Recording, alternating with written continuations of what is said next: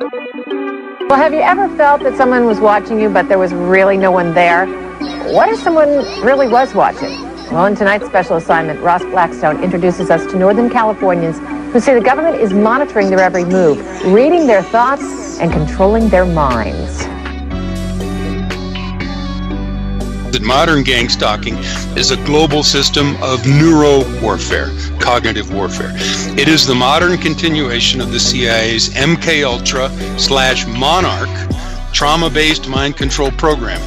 Effectively, it's when a targeted individual or a victim tries to describe what they're hearing as sounds, realistic sounds or voices that are being projected into their heads from a distance.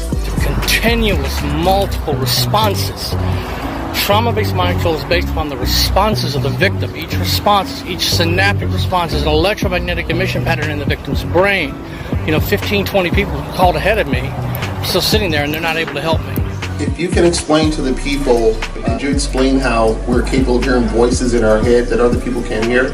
Yeah, and this is very complex, and there are actually several technologies. There are at least 4 different technologies that can pipe voices into the human head. I became a security specialist for SIS, specializing in executive protection. And it was in that context that I became aware of what I describe as a social engineering program. Now, what we're looking at here and the development that's taken place, and I've seen this before, is that yesterday some government entity was taking a satellite and sending down brain interfering signals. And what this machine did is it captured that attack wave. When I was in South Africa speaking, a teacher of 30 years, he said that childhood suicides were unknown. Misbehavior to the extent of severe aggression was unknown. And he said as soon as the transmitter went up near his school, they say the waves can also control their minds and their bodies.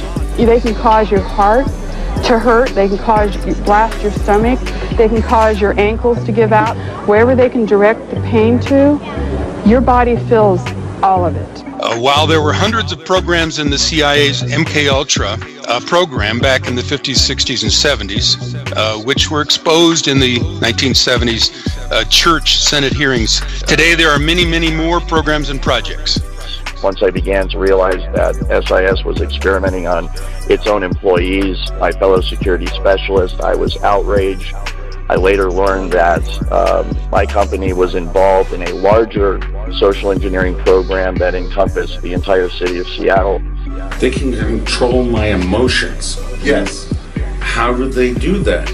Well, if you put a person under a functional MRI, you can see the points of the brain that light up and classify each emotional state. You can tell that person is an alcoholic. This kind of wave would have the effect to make people nauseated, headaches, you'll feel lethargic, you would feel anxiety, you would not be in a very good mood. And he said as soon as the transmitter went up near his school, they started to have psychiatric problems with the children. And he said today, all of my children, all 30 in my class, are now on Ritalin for poor behavior. The government has confessed to similar operations in the past using LSD or hypnosis. Now, hundreds of self-proclaimed mind control victims say these documents prove it's happening again. So obviously, it's controversial because it crosses the line between what is mentally ill or what is medically somebody who needs help and what is technology that's being used. So there's a bit of a line there which is not very clear. The second premise, and this is from Brian Tu's lecture, the 4 primary agencies carrying out global gang stalking mind control operations are the CIA and DIA, which hire the neuroscience hive mind teams as subcontractors, the Department of Defense, which supplies the money through their black budget projects, and the NSA, which provides the top scientists. The first response is simply the system or the stalkers, etc., surveillance teams, engineering, soliciting a response from the victim. But in order to determine coherent patterns of thought, for the R&M system to identify, develop, and integrate back into R&M data, it must continually happen over and over again. And I later learned that they were indeed experimenting with, when I say experimenting, voice-to-skull, hive mind, behavior modification technology that is frequency-based and directed at a targeted individual to basically control their entire person. Now, what people don't know is you can induce those sets, it's called an emotional signal cluster, onto other human beings to feel physical pain. It's, again, a mapping, a cloning, if you will, of another person's brainwaves onto yours. Now, this morning, when we turned the system back on again and make another analysis, that wave is gone. Or they decided that they just wanted to give us a one solid day dose of it. It did shut down last night just before the banquet, and so we had a good solid 8-10 hours of exposure to this thing. Documents like this from the United Nations. It talks about the electromagnetic weapons, and the Russians wanted to ban the weapons.